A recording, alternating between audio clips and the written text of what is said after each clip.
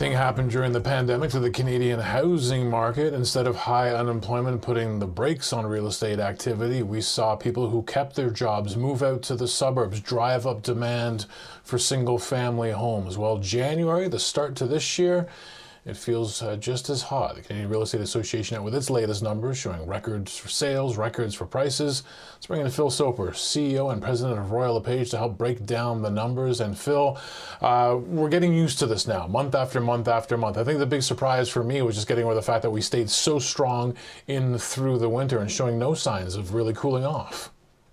Yeah, it's true. You know, people got shopping for housing in the second half of 2020. And they never stopped. We saw record amounts of activity in November, December, right through the holidays, and January, which is typically the coldest, darkest month in our industry, looked more like a July or August. So, yeah, it's been insane. It's actually, you know, it's not just busy. It's insane in some markets. Some markets are just busy. Other markets are insane. Now, a word like insane, right? I remember speaking to you and others back in 2016, 2017, as Vancouver took off, then Toronto took off as well. And once you get to a certain point of that kind of price acceleration, of that kind of activity, and how tight the market is right now in terms of inventory, people in your industry, and people always say, oh, real estate agents wanted to go nuts, right? At some point, you got uncomfortable the last time around. How are you feeling now? Yeah, at least price is, at this stage, it has something of a lid on it. So nationally, to start the year, volume was up 35% and price was up 13.5. If you look at a market like the GTA, Canada's biggest housing market, volume was up 50%. So 54% more homes sold January 2021 than January 2020, which was a good January, by the way. But, you know, price was up less. It was up in the neighborhood of 15%. So we aren't approaching that 2015-16 really uncomfortable price level on a national basis, but it's starting to pop up, particularly in smaller cities and suburbs of big cities in Ontario.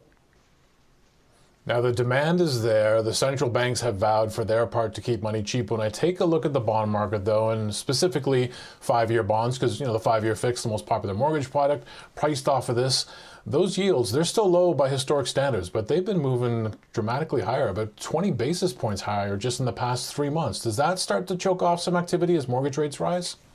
Well, an increase in lending rates will definitely cool demand somewhat, but you've got to, you know, 20 basis points off the lowest retail mortgage rates we've ever seen in this country is not enough. It's a little bit like trying to put out one of those raging West Coast fires with a bucket. It's just won't be enough to cool the great imbalance that we see in the market right now. When I take a look at how tight the inventory is right now across the country in some of the biggest cities, it starts making me think about the run-ups we saw in previous years where I was trying to sort it out in my head, right? It's like, well, people are getting a king's ransom for their homes, and yet the listings are not keeping up. I mean, what do you think's happening there? You would think in a market this hot, where the asset's getting that much of a bid, that people would want to jump in and sell their assets. I think it's COVID. So what we have now is we have a group of buyers, and they're everywhere. I mean, we're talking about Moncton, we're talking about small towns and big towns, suburbs and downtowns, where there's this huge surge in interest. I call it the COVID catalyst. People want a different situation for personal living. And that might be buying a 500 square foot condo in downtown Toronto or Vancouver if you're moving from your parents' bedroom. Right? So that's a castle in comparison. So there's this great surge on the demand side to improve the property situation. Yet on the listing side, we have millions of Canadians who are completely comfortable with their current situation. They might be selling and improving if they weren't worried about the pandemic, but they are. Some people are still very worried about the pandemic. And so this disease, or the management of this disease, has caused a great imbalance between those buying homes and those selling homes. And the second group just hasn't gotten on board to the same extent as the first group did. And I think we'll need not just weather to improve, but a significant step in the right direction in terms of higher vaccination rates and lower infection rates. All right, so maybe that would start to help rebalance the market. We got the housing starts number this morning as well. They are at multi-year highs, but the shovels in the ground to build new homes. What does this country need to do to start addressing that balance to make sure we have enough housing if people want to go buy a house? We need a long-term plan for housing. We need higher density in our cities. We need coordinated and streamlined business processes to get ideas into actual homes quicker. So not 5 years, but maybe 12 months. And it's got to be a longer term view. We can't fix it for the spring of 2021.